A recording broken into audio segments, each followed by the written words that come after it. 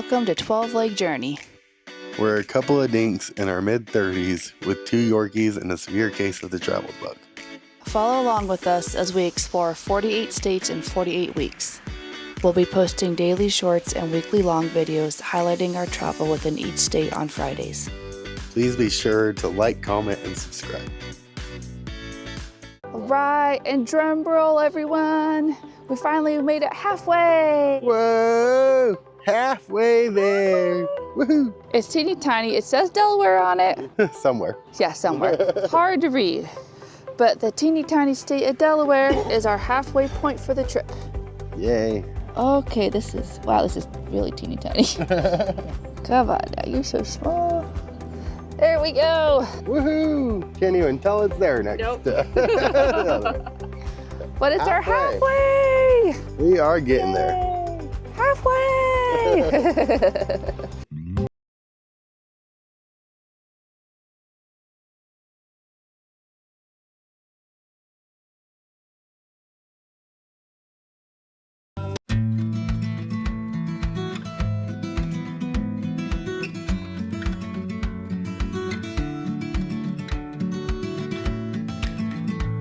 We're at the John Dickinson Plantation today. Gonna go look around. Start in the barn. The barn. It's already open for us, babe. Woohoo! Just slide this open. Look at that. Oh, that's fancy. Hi, good. We walked out of the barn and the kids could see us from the trailer and they are not impressed. So we got to run away so they can't see us anymore. They were barking, how dare you leave us behind? Once they can't see us, they calm right down and settle into their bed. But Yeah, Charlie seems to build a little nest and I think he just takes a nap. yeah, but Frankie's always on guard, but they can see us, then they get noisy. And so it's got pathways that only go so far to it. Oh, that building looks open. Oh, the door's wide open there? Yeah. You can see through I don't it. know that it's ever closed. I like the brick pathway going through the property. Yeah, me too. That's pretty nifty.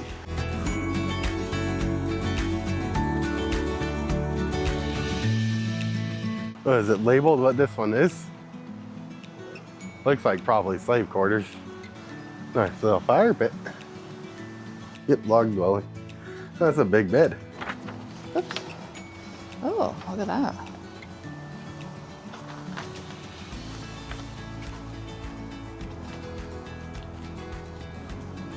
Oh, that's a big fireplace. You can go up there for your second story. Oh, Climb the ladder, babe. I'll watch. all right. Don't break your other foot. I got a feeling they don't want you actually walking up there.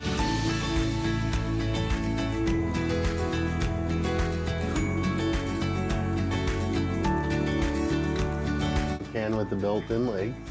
Oh. Oh, look at the lock. That's fancy. I'll say close them at some point then. And then this is supposed to be the garden.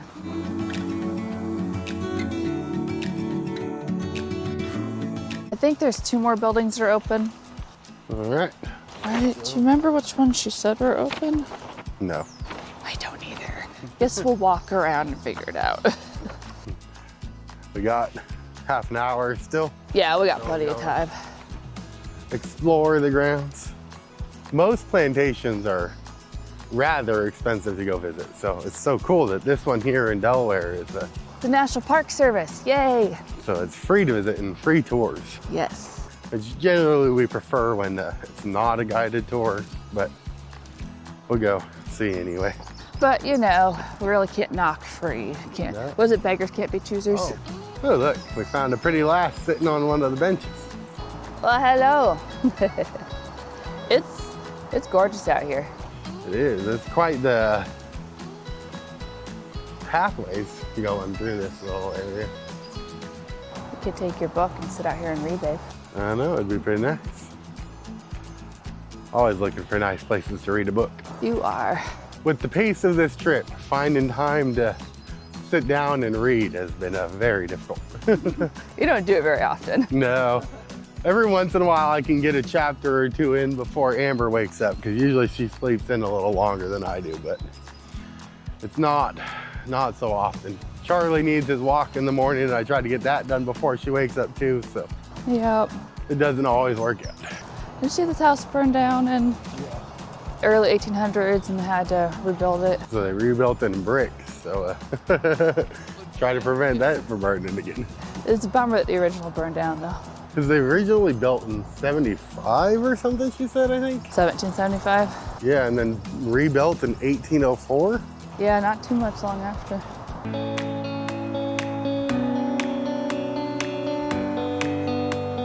Ooh, there's a little indoor fire pit. Is this the slave quarters? The smokehouse. Oh, the smokehouse. Oh. Ooh, it definitely smells smoky in here. No, I agree with that. Amber here is allergic to charcoal. Yes. So I can't do any fun barbecues. She goes projectile vomiting. It's not pleasant. So it ruins barbecues for me because gas barbecues just are not the same. You can just wrap mine in tin foil, but that ruins it for you too. Right? It's a lot of work to get it all out just to... Just to wrap half in tin foil. We tend to be out in the world all alone together, so... Yeah, it's true. Me and her we're cooking for. Even so, I think I'll keep her. Obviously. The benches as a rail is kind of interesting. She said there was a bench outside of a green door. Yeah, so this must be it. The green door with red brick and yellow shutters is... It's a little interesting, isn't it? Yeah. There's mannequins here. I did not expect that. Took me back for a second.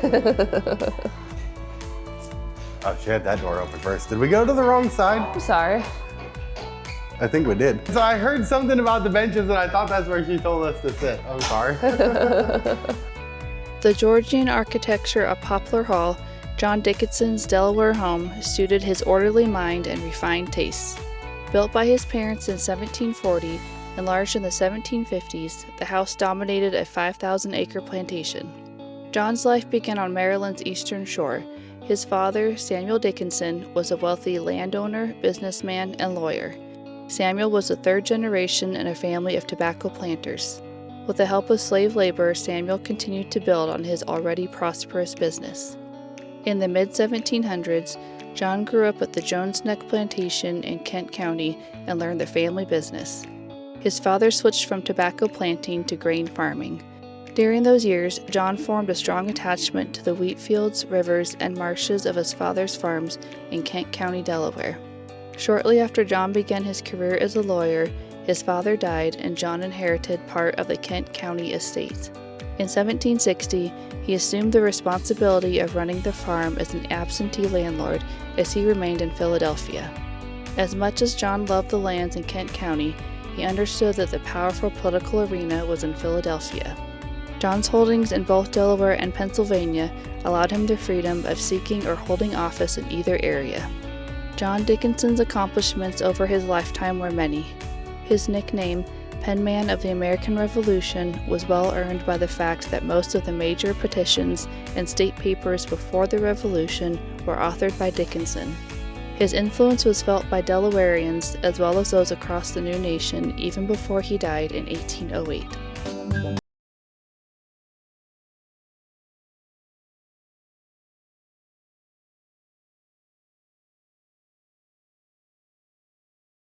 Just had an interesting experience. Hold on, I need my sunglasses. So we just had an interesting experience.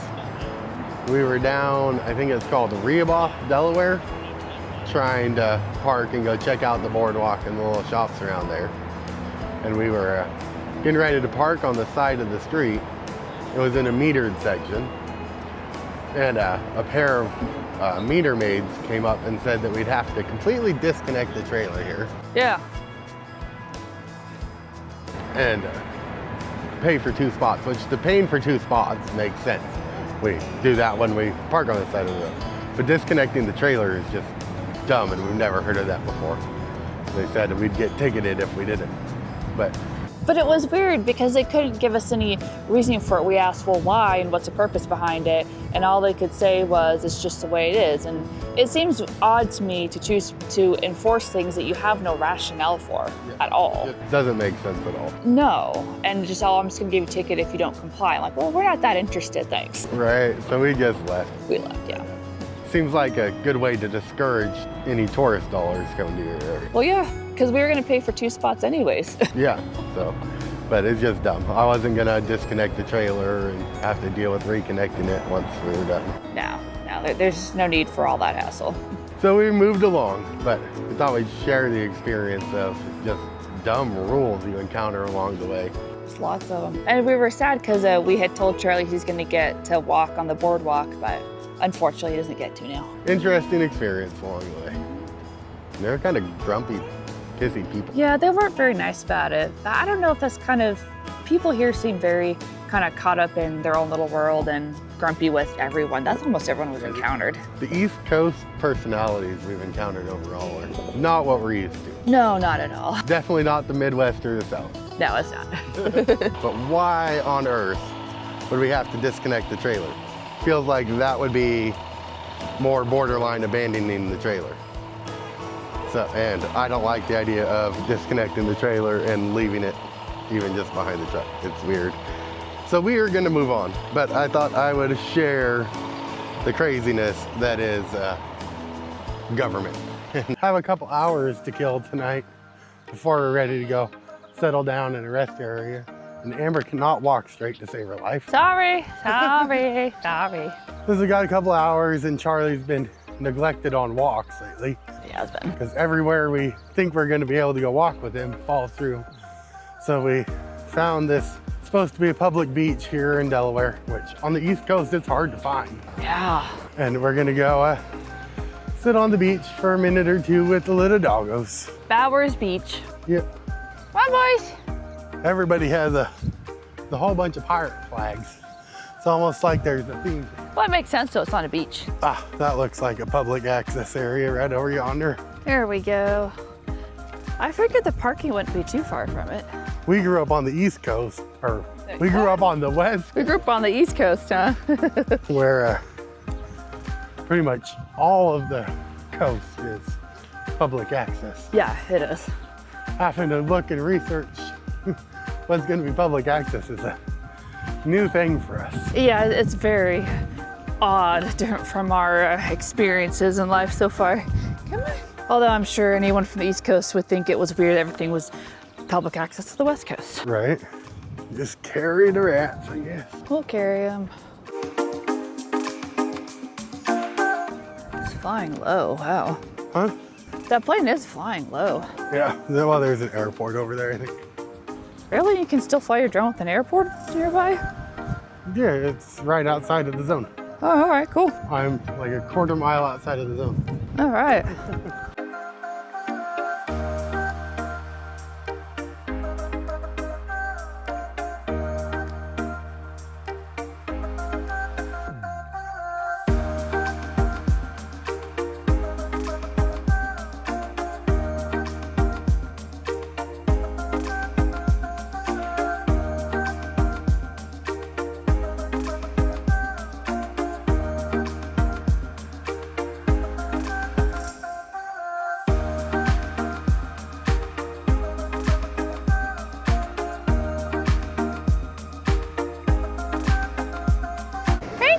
Poor little Charlie. They discriminate against little doggos here. Yep. Come on, kids. Told him he was gonna get to walk on the beach, and they don't allow dogs on the beach here. He can walk on the streets, I guess. I was excited for him to get to run on the beach because he likes it.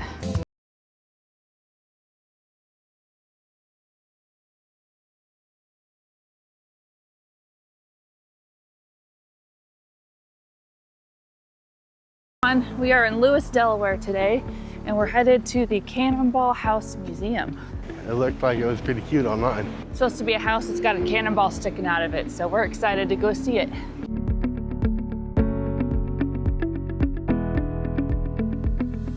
I'm just gonna step outside because it's warmer outside than it is in. Oh yeah, it is, you're right.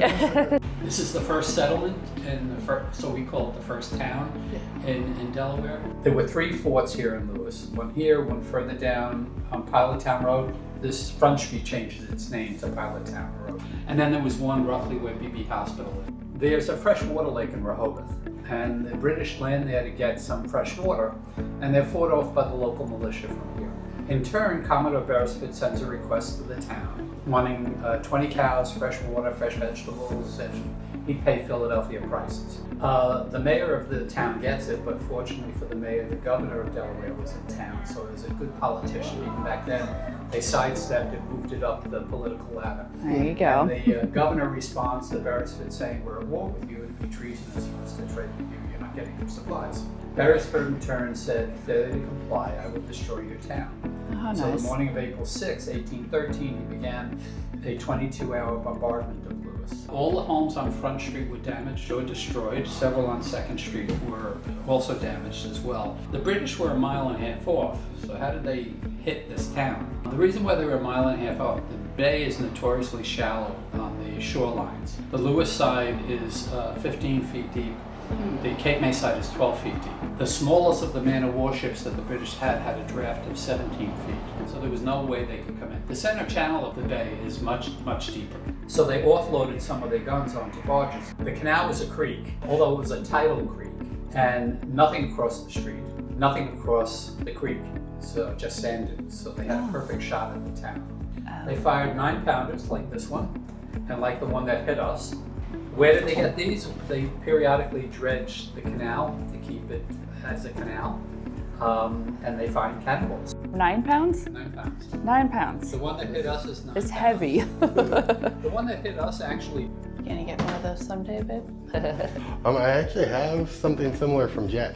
Oh, that's right. You do have stuff like that. Where it ended up at, I do not know. You'll find it. In storage somewhere, I'm pretty sure. The interesting thing is that the 18-pounders, and we don't have an 18-pounder. We do have a 32-pounder. Oh boy. Oh, nice. And nobody picks that one up. No. But those are colonial era cannons across the street. So the Americans found that the 18-pound cannonballs that they were firing at the town fit those cannons perfectly. They sent the young men of the militia over to gather as many 18-pounders as they could, and they fired back at the British. In addition to the cannonballs, they also fired rockets. 22 hours after it started, it stopped. The British stayed out there for another 9 months, actually. The townspeople viewed it that they had defeated the British Navy.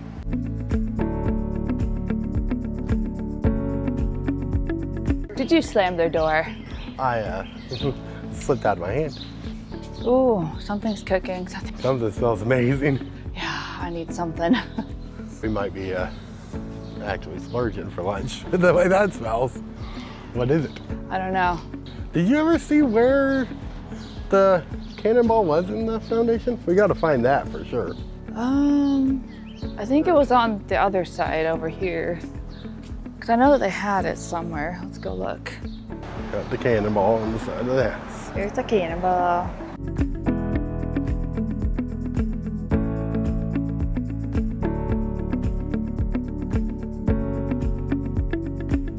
Well, on our way to our next stop, my blood sugar is getting pretty low, so we stopped for some snacks. Smoothies, croissants and scone. And I got my coffee. So yeah, we need a little pick-me-up before going to our next stop. It's a pretty good smoothie. Yeah, the coffee is a little questionable. Oh, I like my smoothie quite a bit. Terms that mean something on the West Coast with coffee do not mean the same thing apparently here on the East Coast. Yeah, things are just different from coast to coast. I will still drink it, but it's a question. Look at that church. Oh, That church is amazing. Okay, we gotta go walk up to the door of the church. okay.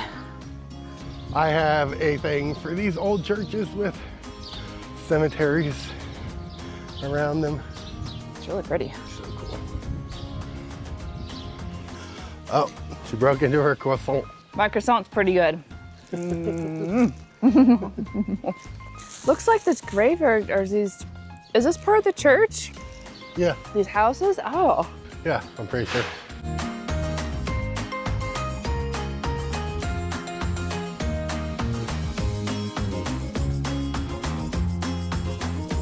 Well, we found the oldest house in Delaware. Did. Built in the 1680s, is what they said? I believe so. The Ryves Holt House. 1, 2, 3. Oh yeah, 3 stories.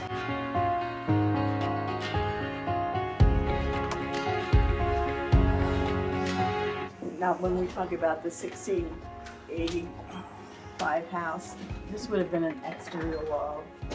That would have been an exterior wall. And then these two walls have been the exterior walls. So it's just been one room and a loft. Small little thing. It's a small little thing. And when you think about it, the family, they raised a family and they ran a business in this one room. Wow. And the lean-to, there was a little lean-to, maybe like a kitchen in the back. You can tell that because the original sill runs past this exterior wall. So, Okay. The main door would have been over there, and here would have been a corner fireplace. Okay. There, and that would have been Swedish tradition and Dutch tradition, which Okay. we could turn the lights to there. Yeah. Look out, babe. Yeah. They built things a little shorter back. And we do believe that maybe these beams here came from a shipwreck. Okay. Oh, that is Because cool. there were lots of ships. The Delaware Bay is very shallow. And so there were lots of shipwrecks. And Lewes is known as a place where they pick up a pilot to take them, because this is the way to Philadelphia. I don't know how much you know about. Oh, no, that's Yeah. okay. We heard a lot of this too, but it's just making sense. Okay. So to this day, they have to stop and get a pilot before a commercial ship before they Yeah. go. Okay, because of it. Those are the 1680 some beams.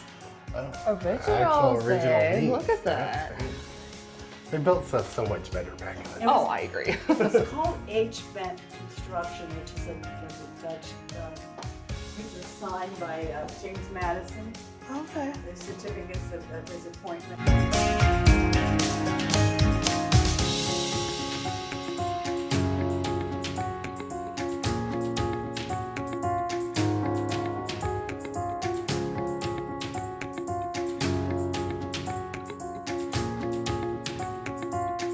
She sold it to Oh, that's what she sold and how much it costs. Wow. Prices were a little bit down back then. Right? And they're pounds. Money had a little Yeah. more. And Yeah. they're in pounds. Yeah. You really got to be careful walking through here. Norway's a little short. Bam. My bun actually hits it. Yeah, if Amber is hitting stuff, you know they're really short. My bun's hitting it. I didn't realize all this cool stuff to go look at. Yeah, And we actually found parking, babe. right? I think it worked out well that the other place was saying, you can't park here, so. But I think we're gonna enjoy this a lot more. Yeah. It worked out. Well, and we got the oldest house and we got the Cannonball House. I know. So the oldest house was cooler than Boardwalk anyway. Oh, I agree. So Lewes, Delaware is the first town in Delaware. It's actually the first settlement. Some other town beat them to incorporate first, but this was the first settlement in Delaware. Cute little town. It is really cute. I'm enjoying it a lot. Now, where are we going? You're the one that started pushing me this direction. I don't know, I was trying to go that way. Oh, I didn't know that. You walked straight into me. Sorry, baby. It's like a little village back here, huh? This is a cute little town. Look at this. I think you can go in those. That's pretty nifty. Ooh. All right, sit at one of the desks. Okay. Well, last time you asked me what subject I was gonna teach, and you didn't like my answer, so what subject do you want to learn? I want to learn history. I don't enjoy math. Methodist. Yeah. I know you like it, but I want to learn history. Oh, Methodist. I'm a little too big for my desk, though. Yeah. I don't think these are made for full-grown adults. No? Weird. Well, and full-grown adults were, Might have been a little bit shorter. well, yeah, the average adult male height was Oh, you're right. around your height back in the day. Here we got people over 6 foot here hitting their heads on doors. Oh, look at that. A clock with a calendar on it. Oh. That is nifty.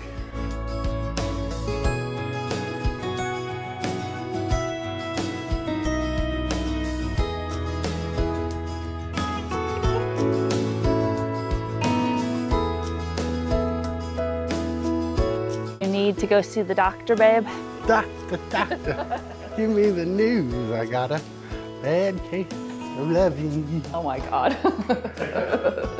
So that is a nice clock. Oh, that is a nice clock. Well, it's got the dates on there too, see? Yeah. Well, I'm waiting for the doctor. Oh no. I have a cold.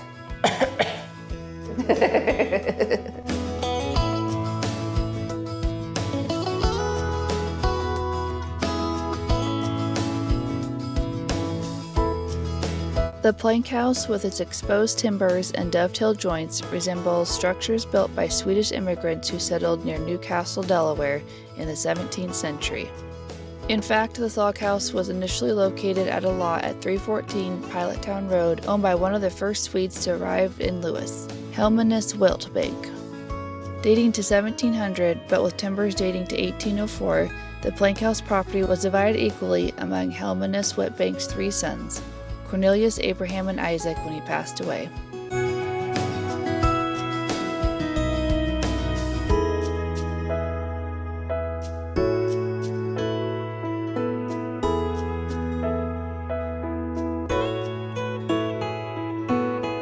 Identified by its rare cedar plank front and rear door shutters and weathered cypress shingles, the Burton Ingram House is one of Lewes's finest examples of what became known as a Federal style in American architecture.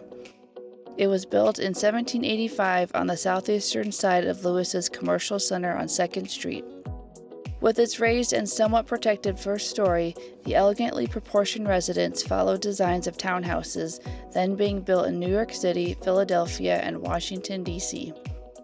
It remained virtually untouched for over a century until December 1920, when a fire destroyed its rear dining wing.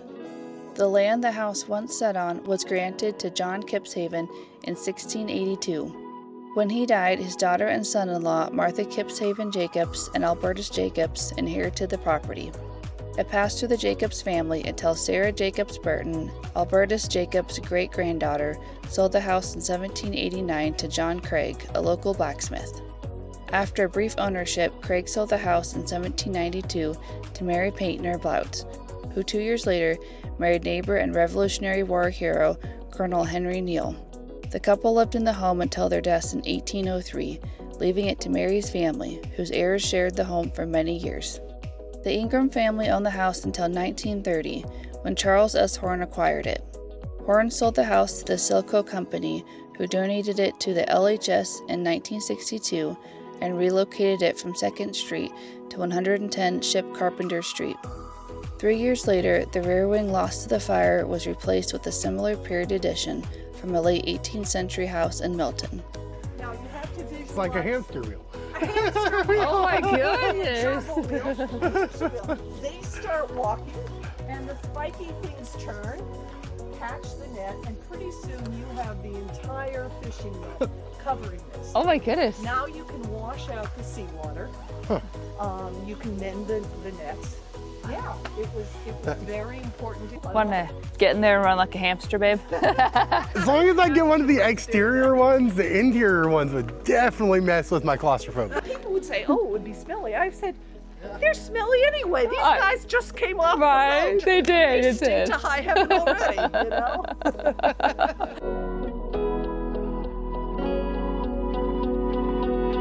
The history is so much older on this part of the country than where we grew up, so that part's really cool. We've been enjoying the old history for sure. So it's been interesting being over here on the East Coast where the history is about 100 to 150 years, sometimes more.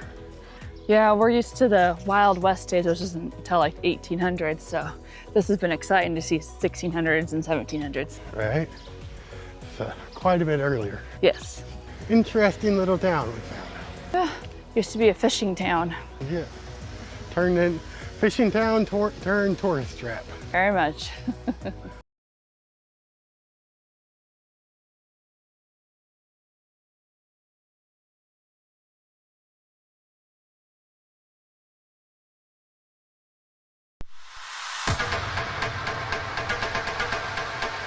On July 6, 1969, approximately 10,000 race fans turned out to see NASCAR's premier series, then known as the Grand National Series.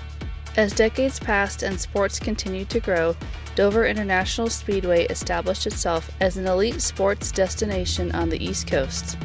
The track now hosts more than 250,000 spectators for each of the 2 annual NASCAR race weekends.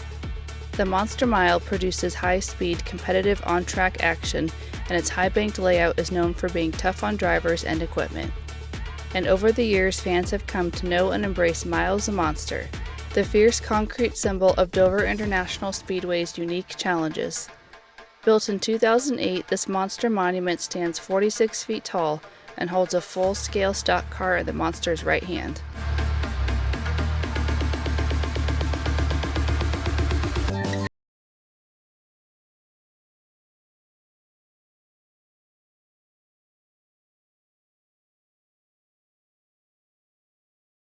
To Newcastle, Delaware. Apparently they have an old Dutch house museum that we're gonna go check out. The second oldest in the state. We already saw the first oldest. Yeah.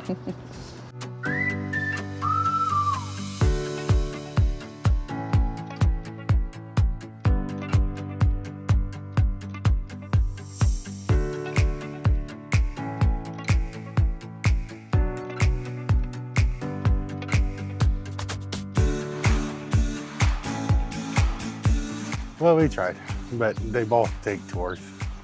Anyway, it's a cool little town to see. It was a cool little town. But that's the courthouse right there. And, but it's only guided tours. And we already had a bad experience with the guided tour today. We're over it. So. We wanted to tour it on our own. And the guided tour doesn't start for like 40 minutes. So we are going to go. The old lady here has to work tonight, so I do. go find her a place to take a nap. It's true, I need a nap before going into work. You're headed on our way, but it's a cool town anyway. If they don't get a tour it, we'll just look. Apparently the second oldest structure in Delaware. It's a tiny little thing, isn't it? Yeah, you can do the bottom of the re-shingling from You could, look at the ground level. Oh, they got a little outbuilding over yonder. What if it's a bathroom? Oh, it looks like they got gardening stuff in there. Ah, the garden shed. Oh, yeah, the garden shed. That's what this is. Oh, interesting. Okay. Oh, is that more in the same property? I don't know, but the brick path ends is just grass. You can go look. Looks like more in the garden. There's a gate to exit with nothing else in it, so. Oh, that is one purple house over yonder. That is definitely purple. When we eventually build our house, should we paint it that color, babe? I don't think so. That stands out too much for me. Seems right up your alley. You hate the dark, boring colors like black or gray. You love the bright and attention-grabbing colors. It's like he doesn't know me at all. I love the dark grays, you know, greens, maroons, blacks. I love all those. I do not like the bright colors that grab attention because I don't need attention.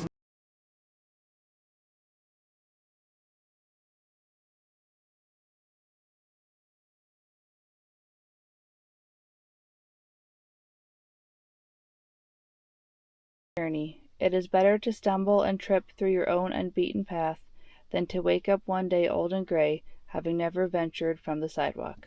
Kyle Sickles.